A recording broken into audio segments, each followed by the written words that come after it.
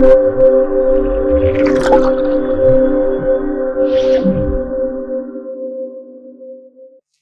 दोस्तों, total preparation संस्थान के ऑनलाइन प्लेटफॉर्म पर आप सभी लोगों का स्वागत है।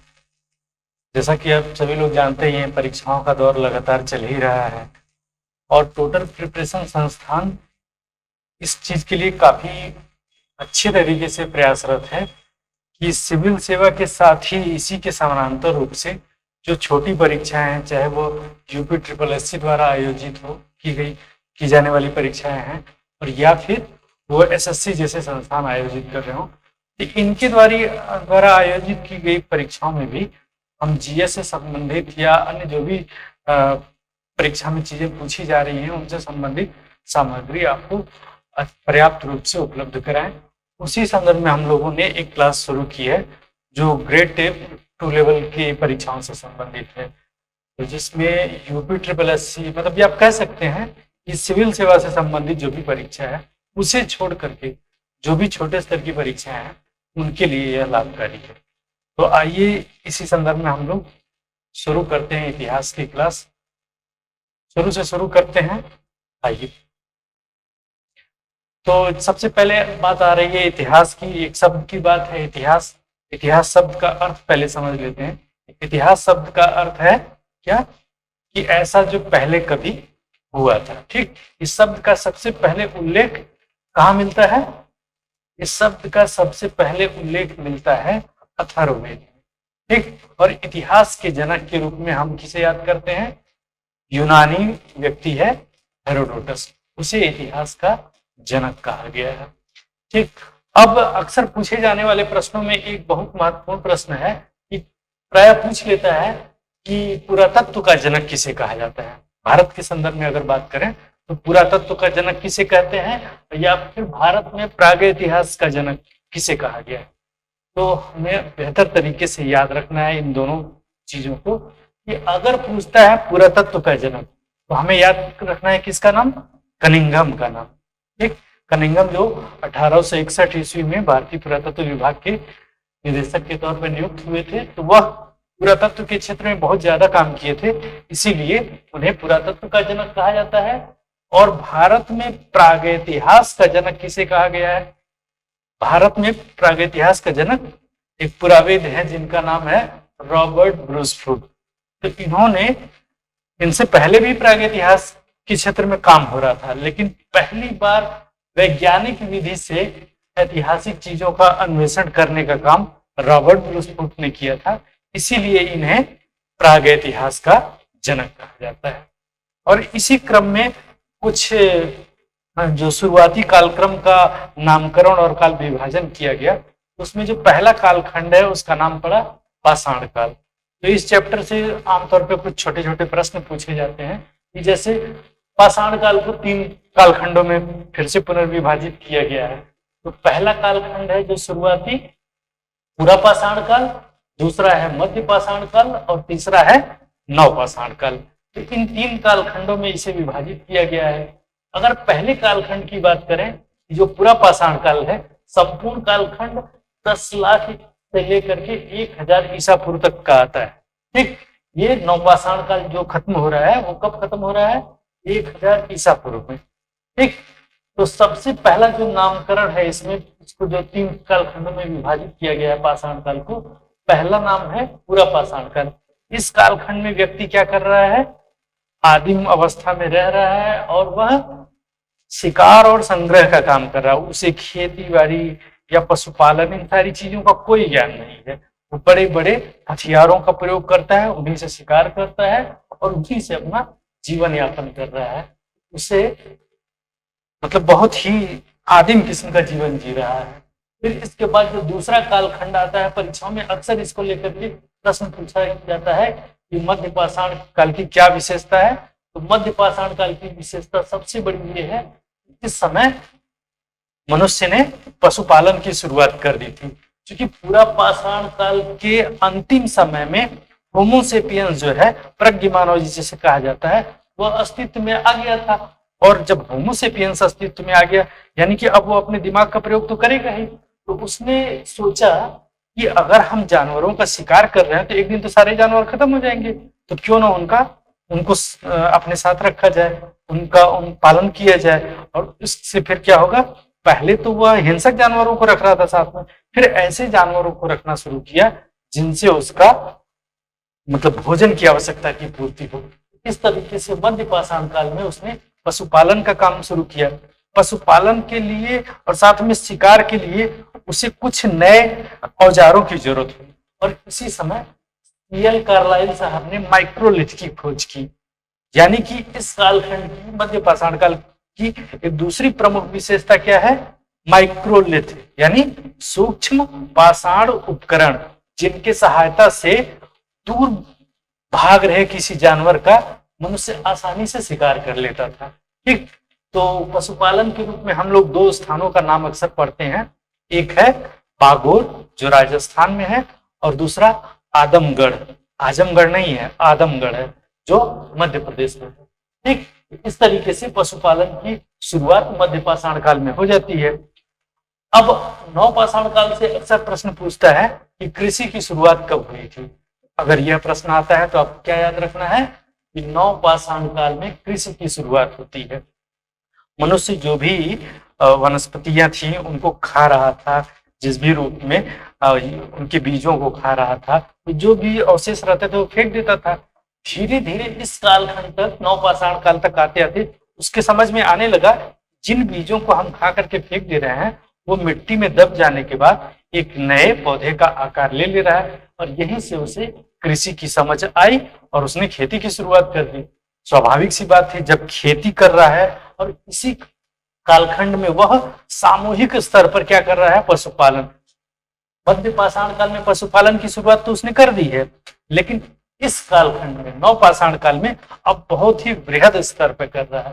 तो इससे क्या हुआ, उसके पास बहुत ज्यादा मात्रा में पशु हो गए, इसके साथ ही कृषि की शुरुआत कर दिया है, तो एक भूखंड के पास रहना उसकी आवश्यक मजबूरी हो गई है।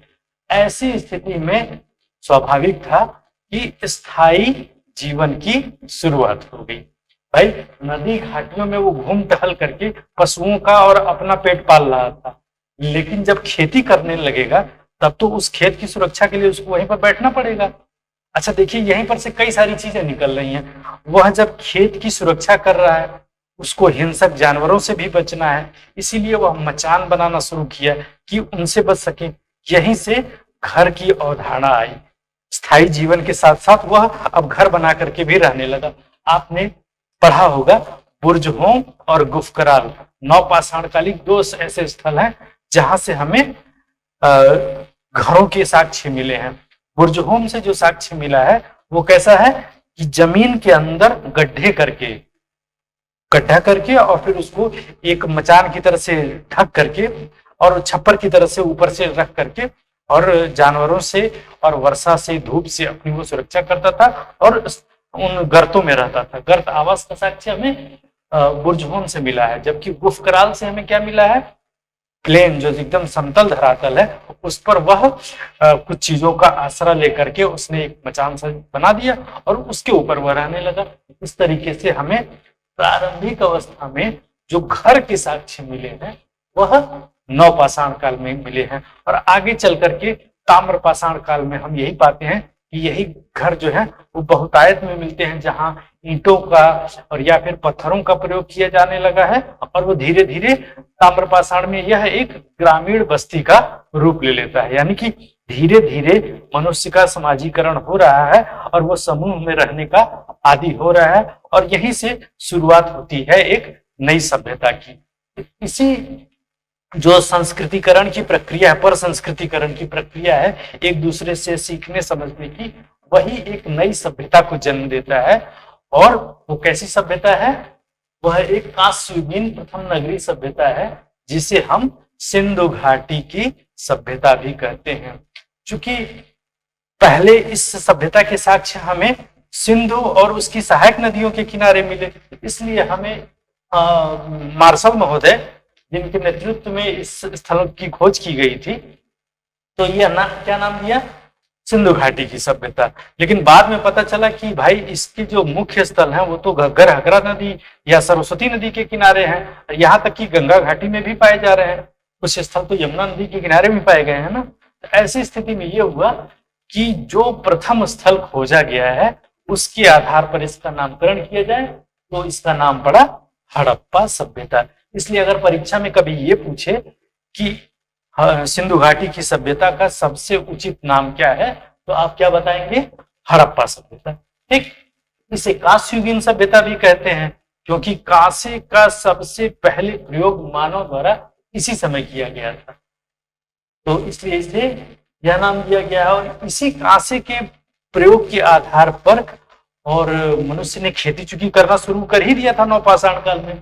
अब उसका प्रभाव ये रहा कि अधिशेष उत्पादन होने लगा, और जानते हैं कि जिस जगह पर अधिशेष का उत्पादन होता है वहां पर कोई ना कोई एक ऐसी संस्था होती है जो उसके अधिशेष के अधिग्रहण का प्रयास करती है, और यहीं से फिर एक राज्य की उत्पत्ति होती है। यह राज्य जो है, प्रथम शुरुआती जो राज्य है वो यह प्रथम नगरीय सभ्यता के रूप में दिखाई दे रहा है, वो क्या है? हड़प्पा सभ्यता है। इसे हम आद्य ऐतिहासिक सभ्यता भी कहते हैं। ऐसा कहने के पीछे की वजह क्या बताया गया है? आद्य ऐतिहासिक सभ्यताएं वो सभ्यताएं होती हैं जहां पर पुरातात्विक साक्ष्य तो मिले ही हैं, साथ में साहित्यिक साक्ष्य भी मिला है, लेकिन पुरातात्विक एवं साहित्यिक साक्ष्यों को समझा नहीं गया। मतलब पुरातात्विक साक्ष्य को तो समझ गए, लेकिन साहित्यिक साक्ष्य को पढ़ा नहीं गया है। अगर किसी ने पढ़ लिया है तो उसे अभी तक मान्यता नहीं मिली है, इसलिए इसे आद्य ऐतिहासिक सभ्यता के रूप में जाना जाता है। तो अगर इस सभ्यता के बारे में हम बात करें तो सबसे पहले 1826 ईस्वी में चार्ल्स मैसन ने, ये अक्सर पूछा जाने वाला प्रश्न है कि 1826 ईस्वी में चार्ल्स मैसन ने सबसे पहले हड़प्पा सभ्यता के बारे में एक जानकारी पाई थी, लेकिन वह इसका सांस्कृतिक क्या महत्व हो सकता है यह आंक नहीं पाए। फिर दूसरी बार 1856 ईस्वी में दो इंजीनियर भाई थे, एक का नाम था जॉन ब्रंटन और दूसरे का नाम विलियम ब्रंटन। इन्हें शॉर्ट में हम ब्रंटन बंधु भी कहते हैं। तो ये हुआ यूं कि जब 1856 ईस्वी में लाहौर से कराची के बीच में रेल मार्ग का निर्माण हो रहा था, तो पत्थर के रोड़ों की जरूरत थी, तो उस हड़प्पा के टीले की खुदाई की गई और वहां से रोड़े निकाले गए। उस दौरान कुछ जो पुरावशेष मिले उससे लगा कुछ यहाँ पर खास तो रहा ही होगा, लेकिन फिर भी बहुत सारे लोगों के दौरे के बाद भी इसका मूल्यांकन नहीं हो सका। 1922 ईस्वी में फ्लीट महोदय ने भी प्रयास किया, लेकिन अंत में सबसे 1921 ईस्वी में जब जॉन मार्शल साहब पुरातत्व विभाग के महानिदेशक थे, तो दयाराम साहनी ने 1921 ईस्वी में हड़प्पा की खोज की, और यहीं से इस सभ्यता के बारे में हमें पता चलता है। चूंकि इस दौर में हम अंग्रेजों के गुलाम हुआ करते थे, इसीलिए हमारी जो भी अच्छी चीजें थी वह उसके लिए किसको उत्तरदायी ठहराते गए? विदेशियों को। तो जो हमारी यह सभ्यता भी अस्तित्व में आई थी, एक समय में थी, उसका भी वो वजह कारण किसे बता दिए? सुमेरियाई लोगों को। अरे भाई, ये आपके यहाँ ये जो सभ्यता थी ये आप लोगों का योगदान नहीं है, यह कौन है? सुमेरियाई लोग हैं जो व्यापारिक सिलसिले में यहाँ पर आए थे और यहाँ पर एक उपनिवेश उन्होंने स्थापित किया था। मतलब जो उनका अंग्रेजों का उपनिवेशवाद था उसे औचित्य प्रदान करने का प्रयास किया जाता है। खैर, अगर इस सभ्यता के कालक्रम की बात करें तो आपको सामान्य रूप से किताबों में यही डेट मिलता है, 2500 से लेकर के 1500 ईसा पूर्व के बीच में।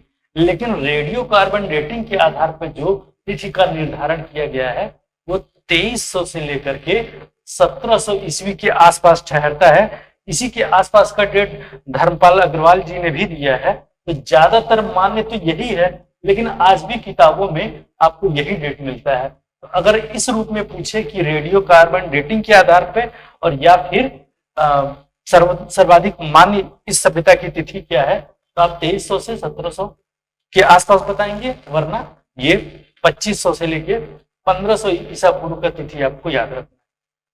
इसके विस्तार को लेकर के प्रश्न भी बार बार आता है। तो यह सभ्यता जो है वो कितने एरिया में फैली हुई है? 12,99,600 वर्ग किलोमीटर में फैली हुई है। सामान्य रूप से कभी कभी परीक्षाओं में ये 99,000 है तो इसको डायरेक्ट दे देता है लगभग 13 लाख वर्ग किलोमीटर दे देता है। ठीक है, वर्तमान जितने भी स्थल हैं उनके आधार पर इसका टोटल क्षेत्रफल तो लगभग 20 लाख वर्ग किलोमीटर बताया जा रहा है, लेकिन परीक्षाओं में अक्सर आंकड़ा यही देता है, इसलिए आपको इसे ही टिक करना है। ठीक, इसके दो प्रमुख स्थल अफगानिस्तान में भी पाए गए हैं, एक मंडीगाग और दूसरा सुरतगोई। अब अगर इसके पूर्वी, पश्चिमी और उत्तरी दक्षिणी स्थलों की बात करें तो इसका सबसे पूर्वी स्थल जो है वह है आलमगीरपुर। यह उत्तर प्रदेश में हिंडन नदी के किनारे स्थित है। ठीक, अगर पश्चिमी स्थल की बात करें तो सबसे पश्चिमी स्थल है सुक्का गंडोर जो पाकिस्तान में है और यह दास नदी के किनारे है। अगर हम इसके सबसे उत्तरी स्थल की बात करें तो यह जम्मू कश्मीर में है और उस स्थल का नाम है मांडा और यह चिनाब नदी के किनारे स्थित है। और सबसे दक्षिणी स्थल है महाराष्ट्र में स्थित दैमाबाद जो प्रवरा नदी जो गोदावरी की सहायक नदी है उसके किनारे स्थित है। तो इस तरीके से ये इसकी एरिया और विस्तार से संबंधित बातें हो गई। अब इस सभ्यता से संबंधित कुछ जो महत्वपूर्ण प्रश्न आते हैं वो इनके स्थलों को लेकर के आते हैं। तो इसका सबसे जो प्रमुख स्थल है उसका नाम क्या है? हड़प्पा। हड़प्पा जो है यह पाकिस्तान के पंजाब प्रांत में स्थित है और यह रावी नदी के किनारे स्थित है। तो आमतौर पे हड़प्पा के जितने भी स्थल हैं, मतलब सिंधु घाटी की सभ्यता के जितने भी स्थल हैं वो दो पार्ट में विभाजित हैं, एक पूर्वी क्षेत्र है और एक पश्चिमी क्षेत्र है। तो जो पश्चिमी क्षेत्र है वहां पर दुर्ग वाला क्षेत्र है, क्योंकि वहां पर शासक वर्ग रहते थे इसलिए वह दुर्गीकृत था। और जो पूर्वी क्षेत्र है वो निचला नगर है और वहां पर सामान्य नागरिक रहा करते थे। तो इसका जो दुर्ग वाला क्षेत्र है हड़प्पा का, इसके थोड़ा सा उत्तरी क्षेत्र में आप जाएंगे तो वहां पर एक एफ टीला है। उसी एफ टीला पर अन्नागार का साक्ष्य मिला है, श्रमिक आवास का साक्ष्य मिला है, 18 चबूतरे मिले हैं जो अनाज कूटने के काम आते थे, 16 भट्टियां मिली हैं जो धातुओं को पिघलाने का काम करती थी। तो इस तरह के कभी कभी ये नाम देकर के पूछ लेता है कि अन्नागार का साक्ष्य कहाँ से मिला, श्रमिक आवास का साक्ष्य कहाँ से मिला। तो आपको ये सब इसको हड़प्पा के संदर्भ में याद रखना है। इसके अलावा यहाँ से एक विदेशी का भी शव मिला है। आमतौर पे जो यहाँ की समाधान की जो पद्धति रही है उसमें शव बिखरे हुए ऐसे ही सामान्य रूप से पाए गए, लेकिन एक शव जो मिला है हड़प्पा में वह ताबूत में बंद है। इसके आधार पर कहा गया है कि संभवतः यह विदेशी का शव था। इसलिए परीक्षा में अगर प्रश्न पूछता है कि विदेशी का शव कहाँ से मिला है तो हड़प्पा से मिला है। इसके अलावा दो समाधियां यहाँ से मिली हैं। एक समाधि का नाम है R37 और दूसरा H समाधि। तो R37 समाधि जो हड़प्पा की है यह हड़प्पा काल की ही मानी जाती है और जो H समाधि है वो हड़प्पा काल के बाद की मानी जाती है। इसके बाद अगर दूसरे स्थल की बात करें तो इसका दूसरा सबसे प्रमुख स्थल है मोहनजोदड़ो जो सिंध नदी के किनारे स्थित है। यहाँ से कुछ बहुत महत्वपूर्ण चीजें मिली हैं। इस स्थल की खोज राखलदास बनर्जी ने हड़प्पा की 1921 ईस्वी में खोज हुई और एक वर्ष बाद 1922 ईस्वी में राखलदास बनर्जी ने इस स्थल को खोजा था, मोहनजोदड़ो को। इस पर पिक्चर भी आपने देखा होगा, ऋतिक रोशन की एक पिक्चर आई थी मोहनजोदड़ो। इसका मतलब होता है मृतकों का टीला। ठीक, तो यहां से क्या मिला है? यहां से जो गढ़ी वाला क्षेत्र है, दुर्ग वाला क्षेत्र है, वहां से एक कनिष्क के समय का स्तूप मिला है। इसके अलावा वहां से अन्नागार और स्नानागार के भी साक्ष्य मिले हैं। आप याद रखिएगा, अक्सर परीक्षा में प्रश्न पूछ लेता है कि मोहनजोदड़ो की सबसे बड़ी संरचना क्या है। आमतौर पर लोग मार देते हैं, टिक कर देते हैं स्नानागार को, क्योंकि विकल्प के तौर पर लिखा रहता है विशाल स्नानागार। विशाल शब्द पर मत जाइएगा, उससे भी बड़ी संरचना अन्नागार की थी। ठीक, तो सबसे बड़ा स्नानागार था, फिर अन्नागार था। इसके अलावा यहाँ से कांसे की एक नर्तकी की मूर्ति मिली है। ठीक, ये बहुत महत्वपूर्ण प्रश्न है, परीक्षाओं में बार बार पूछा गया है। तो कांसे की नर्तकी की मूर्ति मिली है यहाँ से, और साथ में पत्थर की पुजारी की मूर्ति भी मिली है। इसके अलावा यहाँ से एक मुहर मिली है। आमतौर पर यहाँ पर जो आदान प्रदान की क्रिया होती थी वह बार्टर सिस्टम पर आधारित थी, मतलब वस्तु विनिमय पर आधारित थी। यहाँ जो मुहर मिले हैं वो सिक्के के रूप में नहीं है, बल्कि वो व्यापारिक चिन्ह के रूप में जाने जाते थे। उन्हीं मोहरों में से मोहनजोदड़ो से जो एक मोहर मिला है जिस पर कहा गया है कि पशुपति का चित्र अंकित है। ठीक, पशुपति का सबसे प्राचीनतम उदाहरण यहीं से मिला है। मार्शल ने ही, जो जॉन मार्शल साहब थे, उन्होंने ही इसे शिव का आदि रूप माना है। तो ये बहुत महत्वपूर्ण है। इनके अगल बगल में बहुत सारे जानवरों का चिन्ह है कि जैसे दाहिने तरफ हाथी है और बाघ है, बाएं तरफ गैंडा और भैंसा है, नीचे पशुपति के कौन बैठा है, 2 हिरण बैठे हैं। इसलिए कभी कभी जानवरों का नाम भी देकर के पूछ लेता है, तो आप लोगों को ये सब चीजें याद रखनी है। इसके अलावा प्रमुख स्थलों में लोथल में स्थित गुजरात में स्थित लोथल स्थल का नाम आता है। इसकी खोज SR राव ने की थी और यह भोगवा नदी के किनारे स्थित है।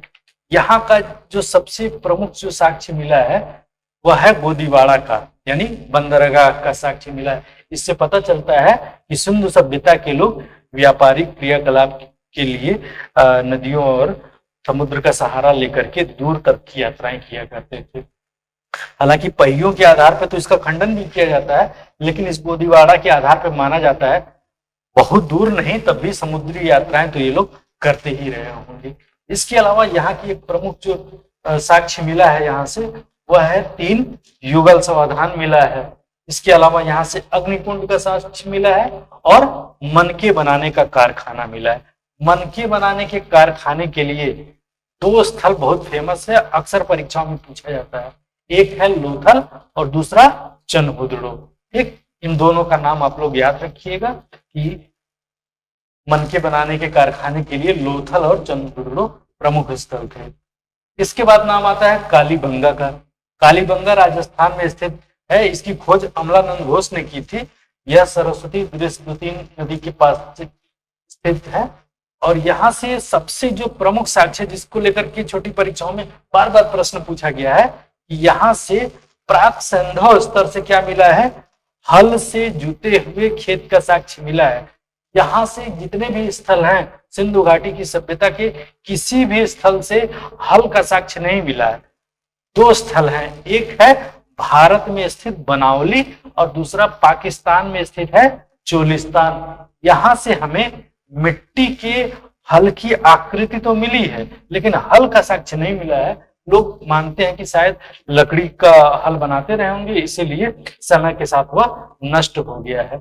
लेकिन जब कालीबंगा की खुदाई की गई तो यहाँ से हमें यह साक्ष्य मिला कि एक खेत है जो हल से जोता गया है। तो इस तरीके से हम कह सकते हैं कि यहाँ पर हल का प्रयोग ये लोग करते हैं।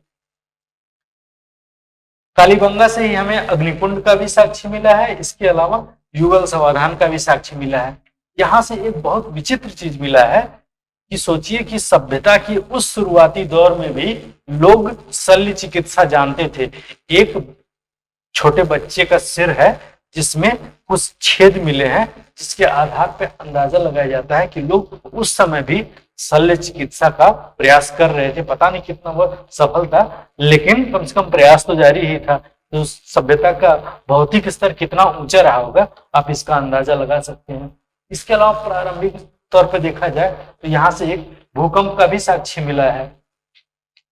अन्य स्थलों की बात करें तो धौलावीरा जो गुजरात में स्थित है वह एक प्रमुख स्थल है, जहां से एक साइन बोर्ड मिला है। साइन बोर्ड जो जैसे कोई दुकान होती है ना, तो उसके ऊपर एक बड़ा सा बोर्ड लगा रहता है जहां पर उस दुकान के प्रोप्राइटर का नाम लिखा रहता है। तो वहां पर सिंधव लिपि का उदाहरण मिलता है। 10 उसके अक्षर जो हैं, जो सिंधव लिपि के बारे में कहा जाता है ना कि ये एक भाव चित्रात्मक लिपि थी, तो इसके 10 अक्षरों का इस साइन बोर्ड पर उल्लेख मिलता है। धौलावीरा से हमें श्वेत पाषाण खंड के भी साक्ष्य मिले हैं। अच्छा, मैंने बताया कि आमतौर पे सिंधु घाटी की सभ्यता जो थी, हड़प्पा सभ्यता, उसके जो नगर थे कितने भागों में विभाजित थे? 2 भागों में। एक पूर्वी भाग जो होता था वो क्या होता था, जहां साधारण जन लोग रहते थे, और एक पश्चिमी भाग जो दुर्गीकृत होता था, वहां पर शासक वर्ग निवास करते थे। लेकिन धौलावीरा से एक ऐसा स्थल है, इसलिए यह बार बार पूछा भी जाता है, यहाँ से 3 स्थान मिले हैं, मतलब पूर्वी और पश्चिमी के अलावा एक मध्यम नगर भी मिला है। तो यह माना जाता है कि संभवतः जो प्रशासनिक अधिकारी होते थे वो इस स्थल पे जो मध्यम नगर होता था वहां पर रहते थे। इसके अलावा बनावली की बात हमने की तो हमने बताया कि मिट्टी का हल मिला है और वहां से मातृ देवी की आकृति मिली है। यहाँ भारत में एक प्रमुख स्थान राखी गढ़ी भी है जिसको याद रखना है। राखी गढ़ी सिंधु घाटी की सभ्यता का सबसे बड़ा स्थल है। इसके अलावा सनौली का नाम आता है। ये सनौली सोनौली नहीं है, सनौली है जो उत्तर प्रदेश के बागपत जिले में स्थित है। यहां से अब तक का सबसे बड़ा समाधान मिला है। ठीक, 125 समाधान का यहाँ से साक्ष्य मिला है। इस तरीके से यह कुछ प्रमुख स्थल थे जो सिंधु घाटी की सभ्यता से संबंधित थे। आगे चल करके कहा जाता है कि चूंकि इसका जो नगरीकरण का स्तर था बड़ा ही उन्नत नहीं था, इसीलिए जब पर्यावरणीय कारणों से वह जो अवशेष जिसकी वजह से अवशेष अधिशेष का उत्पादन होता था, जब वह उत्पादन होना बंद हो गया तो इन बड़े बड़े नगरों का अंत हो गया। हालांकि ये नगर जो थे वो बहुत बड़े नहीं थे, इनकी जो मतलब क्षेत्रफल जो था वो 80 से 100 हेक्टेयर या इससे कुछ ज्यादा हुआ करता था, बहुत ज्यादा बड़े नगर नहीं थे। तो आमतौर पर तो इसके पतन के लिए पर्यावरणीय कारण या बाढ़ जैसी चीज को दोषी माना गया है। उत्तर में आमतौर पर ये बाढ़ वाला जो विकल्प है अक्सर दिया रहता है परीक्षाओं में, तो आप लोग इसी पर टिक करिएगा। अगर ये न रहे तो पर्यावरणीय कारण लिखा रहे तो आप इसे टिक कीजिएगा। सबसे पहले गार्डन चाइल्ड ने आर्य आक्रमण की अवधारणा को सामने रखा था कि संभवतः आर्यों ने आक्रमण किया, इसीलिए हड़प्पा सभ्यता का अंत हो गया। लेकिन बाद में इसे खारिज कर दिया गया कि नहीं, ऐसा कुछ नहीं था। इस सभ्यता के नष्ट होने का प्रमुख कारण क्या है? पर्यावरणीय कारण है। इसमें बाढ़ को भी एक माना गया है। इस सभ्यता के बाद जो समय आता है वह है वैदिक सभ्यता का, जो 1500 से लेकर के 600 ईसा पूर्व तक चलती है। वैदिक सभ्यता इसे इसलिए कहा गया है क्योंकि इसकी जो जानकारी मिल रही है वो कहाँ से मिल रही है? वेदों से, और या फिर वेदों से संबंधित जो अन्य साहित्यिक ग्रंथ है उनसे मिल रही है, इसीलिए इसे वैदिक सभ्यता कहा गया। वेद का अर्थ क्या होता है? ज्ञान। वेद का अर्थ है ज्ञान। वेदों को संहिता भी कहा गया है। जो सारे चारों वेद हैं उनको सम्मिलित रूप से संहिता कहा गया है, और इसे एक और नाम दिया गया है श्रुति साहित्य। श्रुति साहित्य क्यों कहा जाता है? क्योंकि उस समय लिपि का आविष्कार हुआ नहीं था। लिपि का आविष्कार तो माना जाता है 6ठी शताब्दी ईसा पूर्व से लेकर के 4ठी शताब्दी ईसा पूर्व के बीच हुआ। तो उस समय जो ज्ञान की चीजें थी, जो उन्होंने मंत्रों की रचना की थी, उन्हें कैसे लिखा जाता? तो लिखा तो जा नहीं सकता था क्योंकि लिपि का आविष्कार ही नहीं हुआ है। इसीलिए सारी चीजें जो थी वो श्रवण की परंपरा में ही याद की जाती थी। मतलब गुरु ने अपने शिष्य को सुनाया, शिष्य ने उसे याद किया, और फिर बाद में उसने अपने शिष्यों को सुनाया, उन्होंने याद किया। और इस तरह से इन लोगों ने वैदिक जो साहित्य था उसको पीढ़ियों तक याद रखा, और तब तक याद रखा जब तक लिपि का आविष्कार करके उसे लिपिबद्ध नहीं कर दिया गया। ठीक। अच्छा, एक और प्रश्न बार बार पूछा जाता है आर्यों को लेकर के, आर्य शब्द का अर्थ क्या है? तो आर्य शब्द का अर्थ होता है श्रेष्ठ। यह एक भाषा सूचक शब्द है, ना कि जाति सूचक शब्द। ठीक। अब आर्यों के आगमन की जो बात होती है, हालांकि यह अवधारणा धीरे धीरे अब खंडित होने के ओर अग्रसर है, लेकिन फिर भी आप लोग याद रखिएगा, चूंकि परीक्षाओं में पूछा जा रहा है बार बार। तो आर्यों को माना जाता है मध्य एशिया से आए थे। ठीक, मध्य एशिया से आए थे, यही इसी मत को सबसे ज्यादा माना जाता है। हालांकि स्वामी दयानंद सरस्वती ने तिब्बत का क्षेत्र का माना है इन लोगों को, तो तिलक ने ध्रुवी प्रदेशों का माना है। ऐसे बहुत सारे लोगों ने बहुत सारी अवधारणाएं दी हैं, लेकिन फिलहाल जो सबसे ज्यादा मान्य मत है वो मैक्स मूलर का है, जिसने कहा है कि आर्य कहाँ से आए थे? तो मध्य एशिया से आए थे। ठीक है, हमें इन्हीं मध्य एशियाई क्षेत्रों से बोगजकोई जो अभिलेख मिला है वहां से हमें कुछ वैदिक देवताओं की सूचना मिली है। तो अभिलेख में लिखा है 4 देवताओं का नाम। कौन कौन से हैं? इंद्र, मित्र, वरुण और नासक। ठीक, तो वैदिक साहित्य की अगर हम बात कर रहे हैं तो इसमें मूल रूप से 4 वेदों की बात की जाती है। आइए जरा वैदिक साहित्य और उनसे जो संबंधित और साहित्यिक ग्रंथ हैं उनके बारे में थोड़ी सी चर्चा कर लेते हैं। तो वैदिक साहित्य की अगर हम बात करें तो पहला नाम तो आता है ऋग्वेद का, क्योंकि जो ऋग्वेदिक काल है 1500 ईसा पूर्व से लेकर के 1000 ईसा पूर्व तक का जो समय है, उसके बारे में जो भी हमको जानकारी मिलती है वो एकमात्र उसका स्रोत क्या है, ऋग्वेद है। इसीलिए इस कालखंड को ऋग्वैदिक काल भी कहा गया है। तो ऋग्वैदिक काल में जो ऋग्वेद से संबंधित पुरोहित होता था उसे क्या कहा गया है, सारे मतलब जितने भी वेद हैं सबके अलग अलग पुरोहित थे। ऋग्वेद का जो पाठ करता था उसे होता कहा जाता था, ठीक। फिर सामवेद का जो पाठ करने वाला होता था, तो चूंकि यह गायन विद्या से संबंधित था इसीलिए इसका नाम उद्गाता था। फिर यजुर्वेद जो था उसका जो पाठ करने वाला जो पुरोहित होता था उसे अध्वर्यु कहा जाता था। और जो अथर्ववेद से संबंधित होता था उसे क्या कहा जाता था, ब्राह्मा या ब्रह्म अर्पित अध्यक्ष। ये जो भी याज्ञिक क्रिया होती थी उनका नेतृत्व करता यही ब्रह्मा हुआ करता था, ठीक।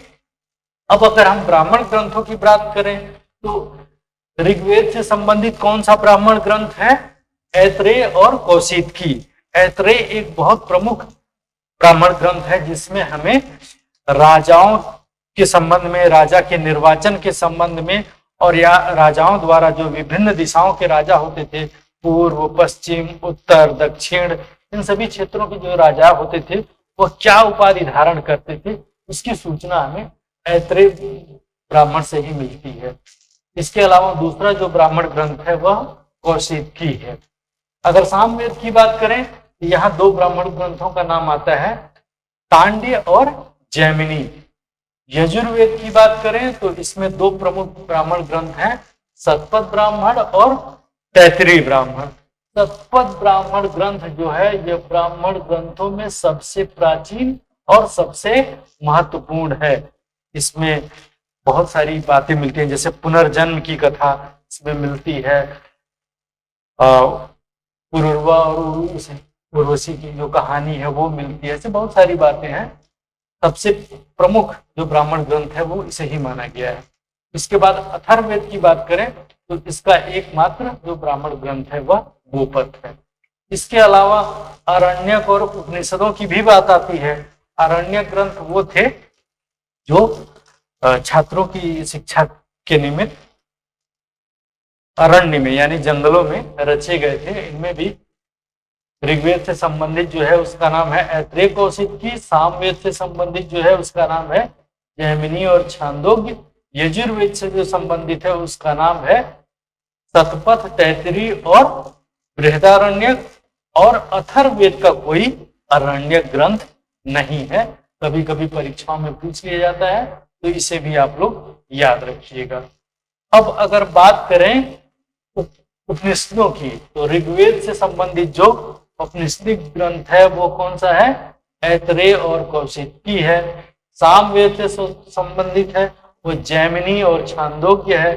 यजुर्वेद से जो संबंधित है वो बृहदारण्य, कठ, ईश और श्वेताश्वर उपनिषद है।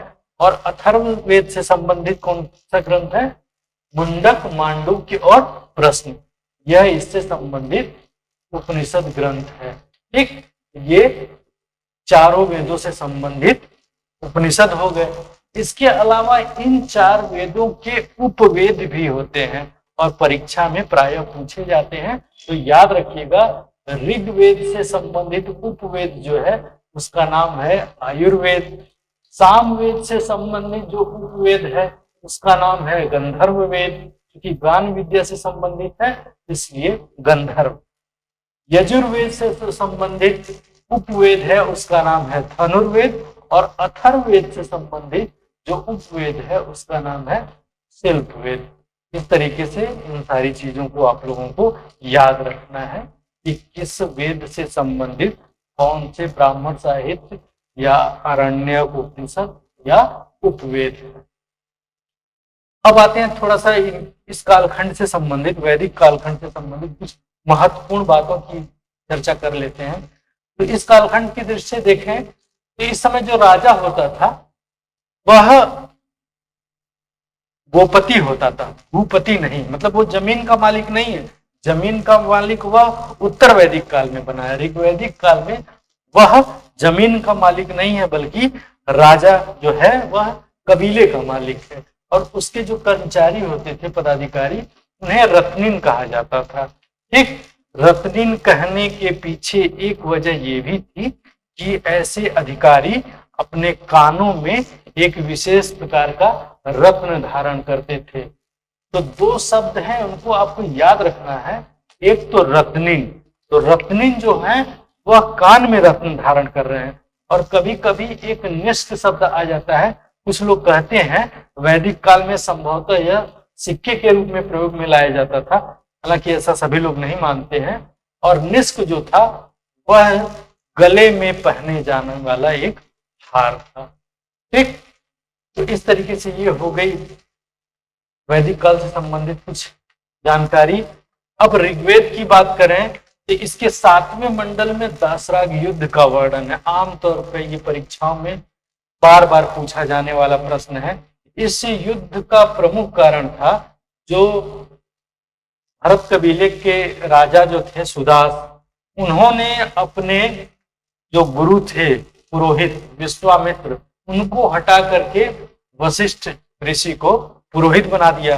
विश्वामित्र जी इससे रूठ गए और उन्होंने कुछ अन्य आर्य और अनार्य जातियों को इकट्ठा किया।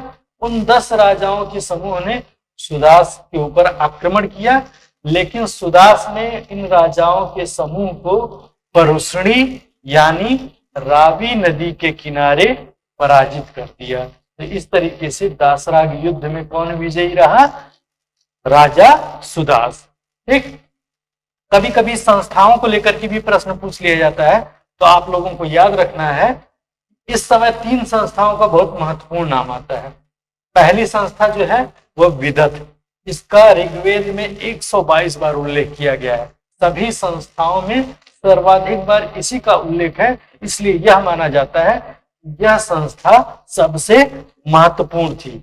इसमें आमतौर पे क्या होता था कि जब कबीले के लोग बाहर निकलते थे तो जो भी शिकार वगैरह करके लाते थे उसको इसी समिति के तहत, ये जो समूह है विदत के तहत जो भी चीजें लेकर के आते थे उसका वितरण किया जाता था। तो वितरण से संबंधित यह संस्था थी। इसके अलावा 2 और संस्थाएं हैं जिनका नाम है सभा और समिति। आप याद रखिएगा विदत जो है वो उत्तर वैदिक काल में समाप्त हो गई।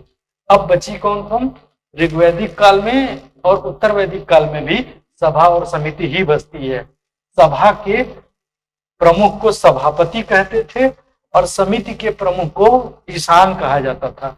जो सभा होती थी यह वरिष्ठ जनों की सभा थी, वरिष्ठ जनों की यह संस्था थी। और समिति जो थी वह आम नागरिकों की सभा थी, आम नागरिकों की संस्था थी। और इसी के प्रमुख को ईशान कहा गया है। और समिति के अंतर्गत ही कबीले के राजा का निर्वाचन किया जाता था।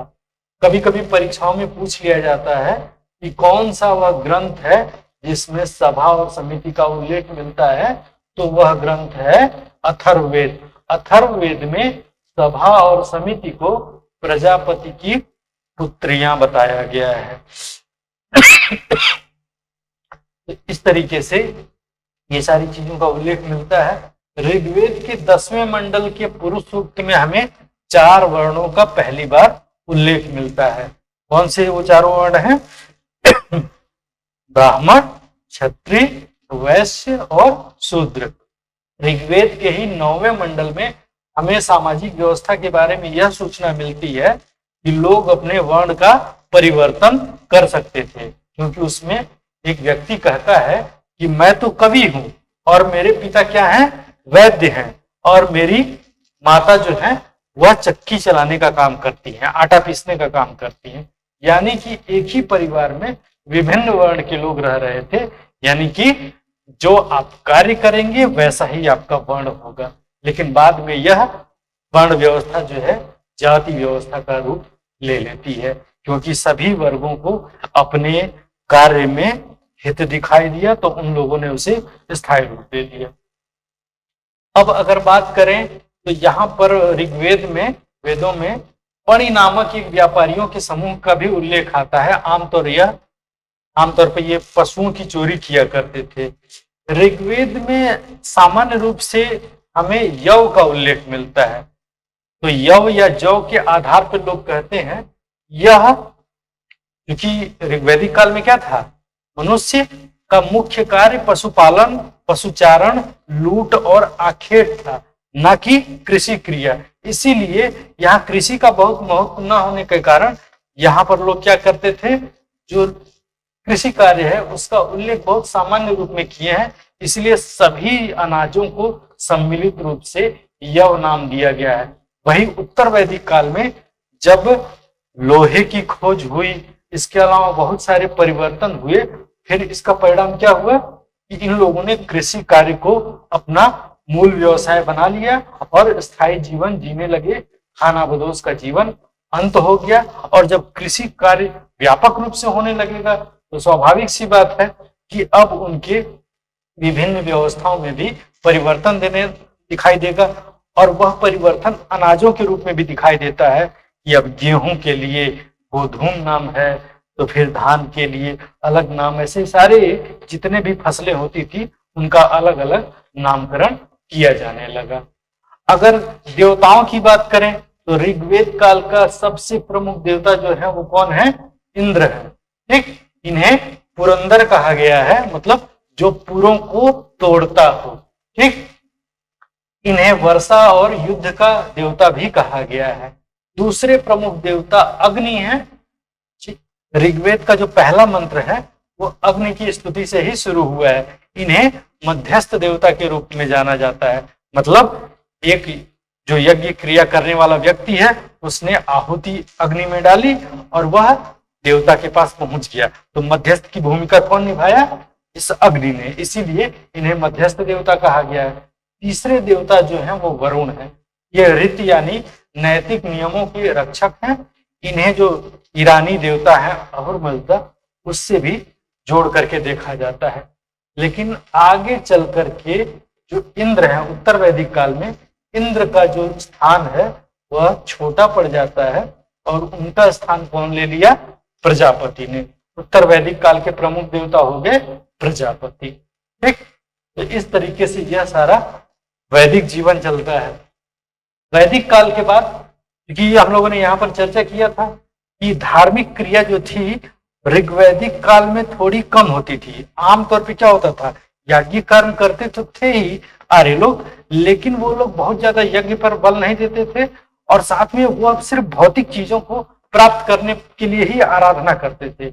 लेकिन उत्तर वैदिक काल में जो पुरोहित वर्ग है वह इतना ज्यादा याज्ञिक कर्म पर जोर देने लगे और साथ में यज्ञों में धन, धान्य और पशुओं की इतनी ज्यादा आहुति दी जाने लगी कि इसके खिलाफ हमें आवाज सबसे पहले उपनिषदीय ग्रंथों में दिखाई देता है और उसी की प्रतिक्रिया के रूप में धार्मिक आंदोलनों की शुरुआत होती है, नास्तिक संप्रदायों की शुरुआत होती है। तो इन नास्तिक संप्रदायों में बहुत सारे हैं, जिनमें दो प्रमुख हैं, एक जैन धर्म है और दूसरा बौद्ध धर्म है। तो इन धार्मिक संप्रदायों की बात करें तो सबसे पहले नाम तो जैन धर्म का आता है। जैन धर्म के जो संस्थापक हैं, अक्सर नाम पूछ लेता है कि संस्थापक और वास्तविक संस्थापक। तो जैन धर्म के संस्थापक कौन थे, ऋषभदेव।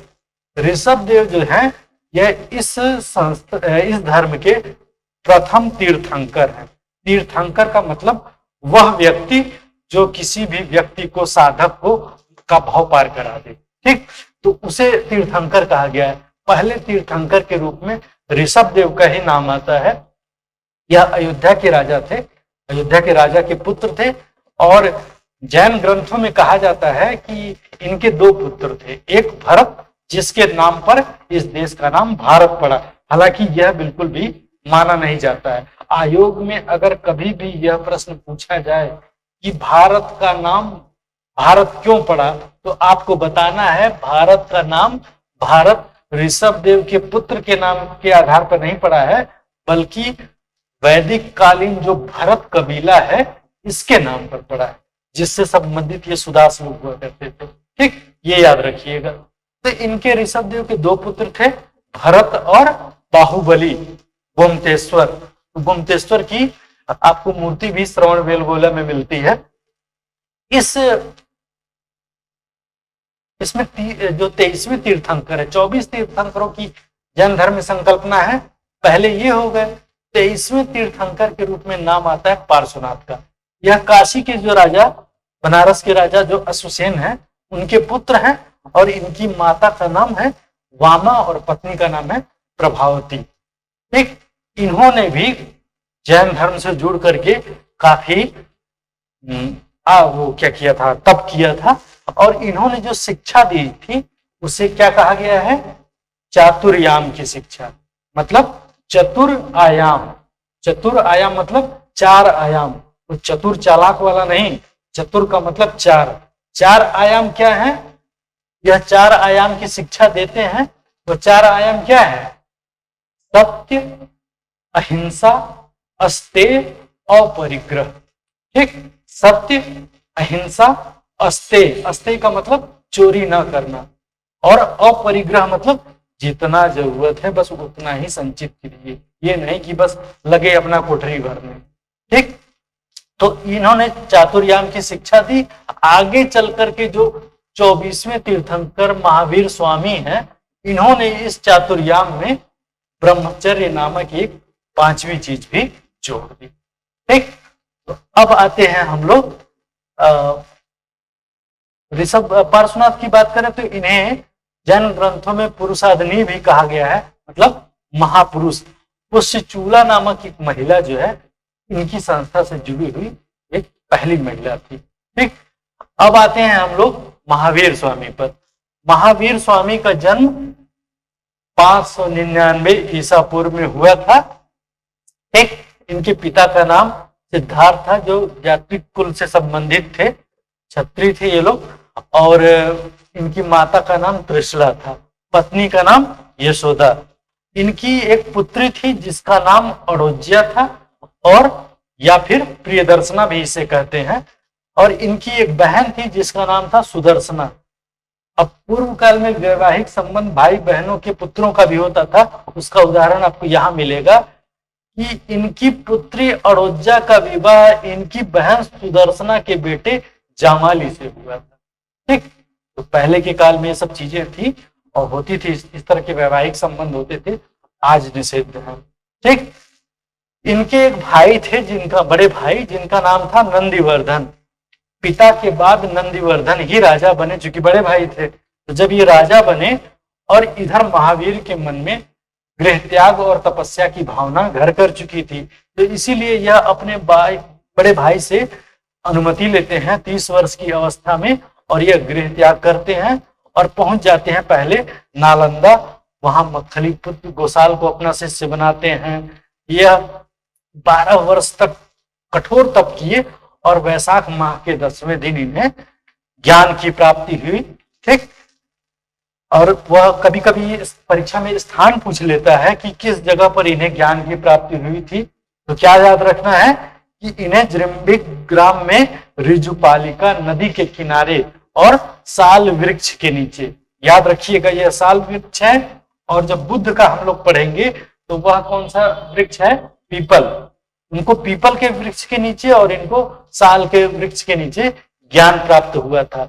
ज्ञान प्राप्ति के बाद उन्होंने अपना पहला शिष्य जामाली को ही बनाया था, लेकिन एक सिद्धांत है त्रिमार्ग सिद्धांत, जिसमें मतभेद हुआ और दोनों लोग अलग हो गए, और यह व्यक्ति जामाली जो इनका दामाद था, यह इनके सिद्धांत से सहमत नहीं हुआ, स्वामी महावीर के सिद्धांत से, और इनसे अलग हो गया।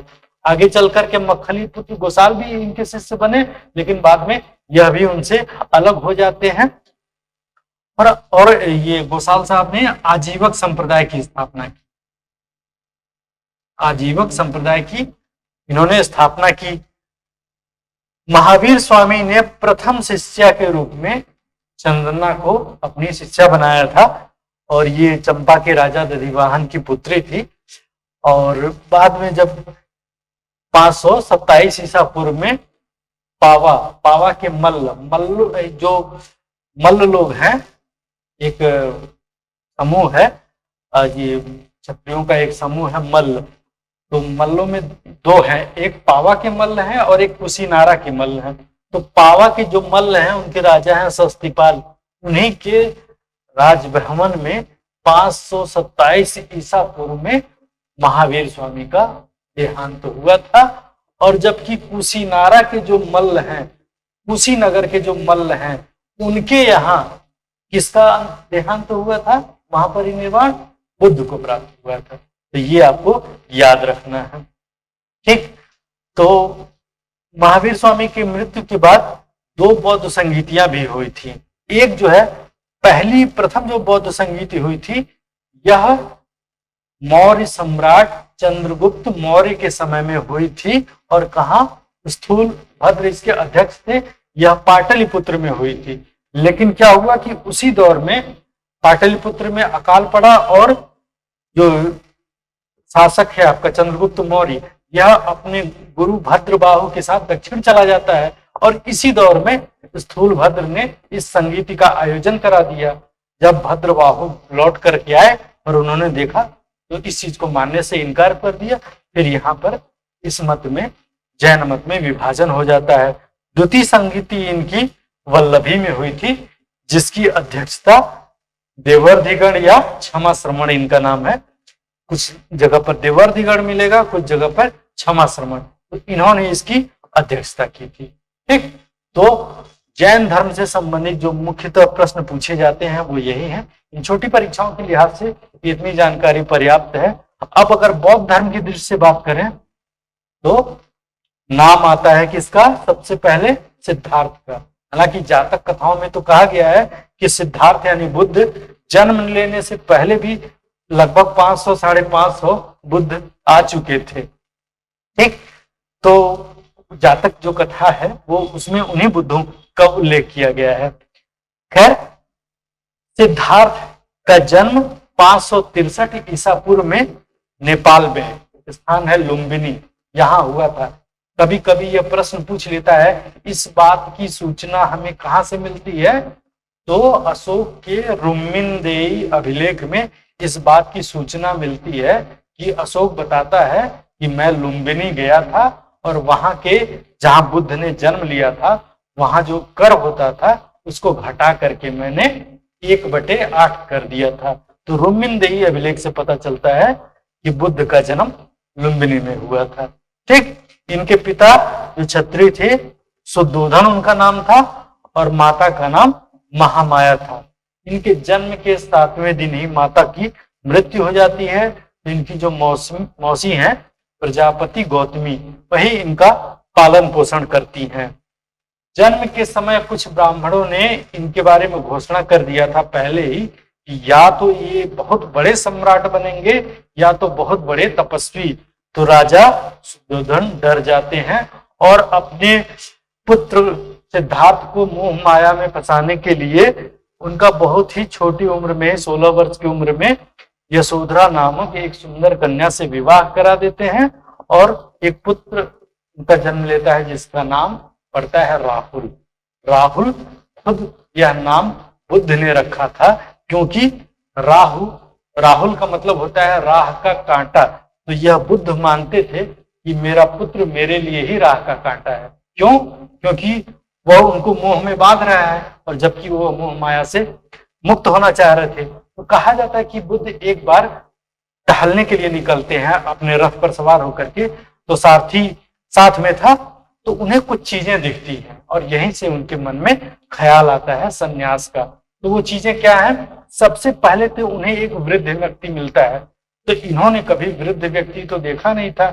तो जब एक बहुत ही कृशकाय वृद्ध व्यक्ति को देखा कि जिसके चेहरे पर झुर्रियां पड़ी हैं, तो उनको बड़ा अजीब सा लगा कि क्या मेरी भी अवस्था ऐसी होगी?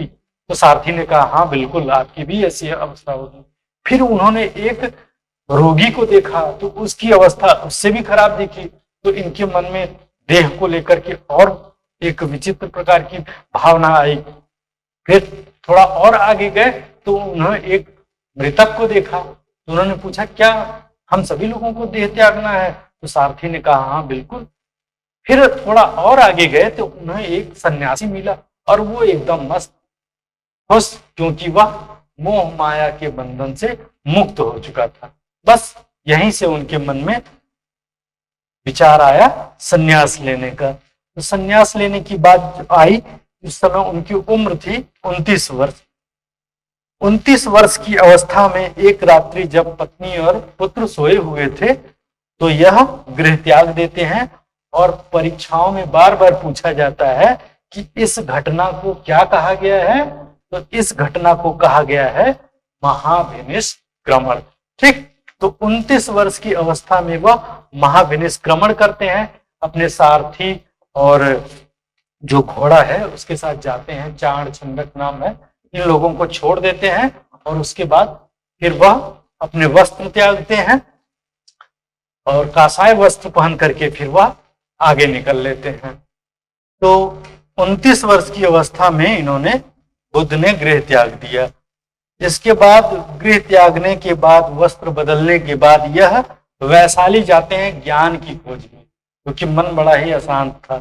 वैशाली में इन्हें आलार कलाम मिले और फिर राजगृह गए, वहां पर इन्हें रुद्रक रामपुत्र ये 2 लोग मिले इन्हें, लेकिन इन दोनों लोगों में इतनी शायद क्षमता नहीं थी कि उनको संतुष्ट करें। फिर यह ज्ञान की खोज में और आगे बढ़ जाते हैं और उर्वेला यानी बोध गया पहुंच गए और वहां पर पहले से 5 जो ब्राह्मण तपस्वी थे वो तपस्या कर रहे थे और उन्होंने कहा था भैया हम तपस्या कर रहे हैं, तुम भी हमारे साथ तपस्या करो और ज्ञान की खोज करते हैं। बुद्ध को लगा यार ठीक है, और वो भी साधना में लीन हो गए।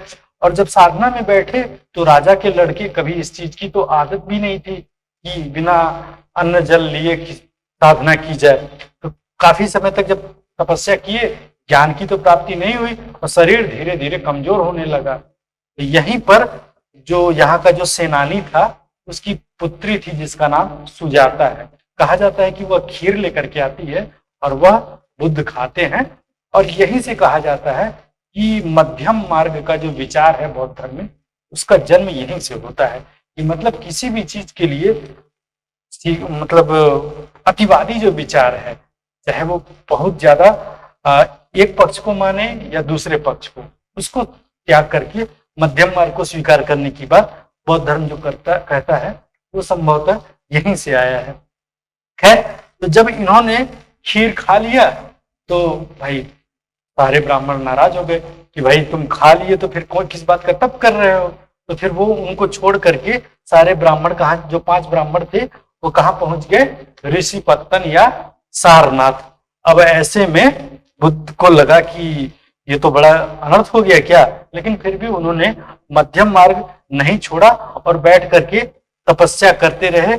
और वहीं गया में ही उन्होंने वैशाख मतलब उन्होंने कहा कि अब मैं तब तक नहीं उठूंगा जब तक मुझे ज्ञान की प्राप्ति नहीं हो जाती है। फिर वैशाख पूर्णिमा के दिन इन्हें गया में ज्ञान की प्राप्ति हुई। अब ज्ञान की प्राप्ति के बाद कहा जाता है तपस्सुक और भिल्लुक नामक 2 व्यक्ति हैं जो पहले व्यक्ति हैं जिन्हें उन्होंने अपना अनुयायी बनाया है। लेकिन वास्तविक अनुयायी की खोज में ये निकल लेते हैं और कहाँ पहुंच जाते हैं? सारनाथ। सारनाथ वो वही जगह ऋषिपत्तन जहां इनके साथ के जो 5 ब्राह्मण रूठ करके गए थे, और ये वहां जाते हैं और जो इन्होंने यहाँ ज्ञान प्राप्त किया था गया में वह उन्हें उपदेश देते हैं। और इसी को कहा गया है बौद्ध ग्रंथों में धर्म चक्र प्रवर्तन, मतलब धर्म का जो चक्का है, पहिया है, उसका चलना। मतलब माना जाता है कि बौद्ध धर्म या संघ की शुरुआत यहीं से हो रही है। ठीक, इसके बाद इसी क्रम में बुद्ध बहुत सारी जगहों पर गए, बहुत सारे लोगों को अनुयायी बनाए। वो सबसे ज्यादा श्रावस्ती में निवास किए, वहां रहते सबसे ज्यादा वर्षा काल वहां पर उन्होंने बिताया। और अक्सर परीक्षाओं में पूछता है कि सबसे ज्यादा वर्षावास कहाँ बिताया, तो श्रावस्ती में, या अंगुलीमाल नामक डाकू को कहाँ उन्होंने अपना अनुयायी बनाया, तो श्रावस्ती में। फिर वैशाली में, यह प्रश्न बार बार पूछा जाता है कि इनकी जो मौसी थी प्रजापति गौतमी, वो भी चाहती थी कि यह मुझे भी बौद्ध धर्म का अनुयायी बना ले, लेकिन बुद्ध कहा करते थे अगर यह बौद्ध धर्म 1000 साल चलता, मतलब अगर एक चलने की स्थिति आई इसकी, लेकिन अगर मैंने इसमें किसी महिला को शामिल किया तो 1000 साल के बजाय यह 500 साल ही चलेगा, इसीलिए वो महिलाओं से बच रहे थे। खैर, अपने प्रिय जो शिष्य है आनंद, उसके कहने पर वैशाली में यह अपनी मौसी प्रजापति गौतमी को भी बौद्ध धर्म का अनुयायी बना लेते हैं और इस तरह से संघ में पहली महिला का प्रवेश होता है।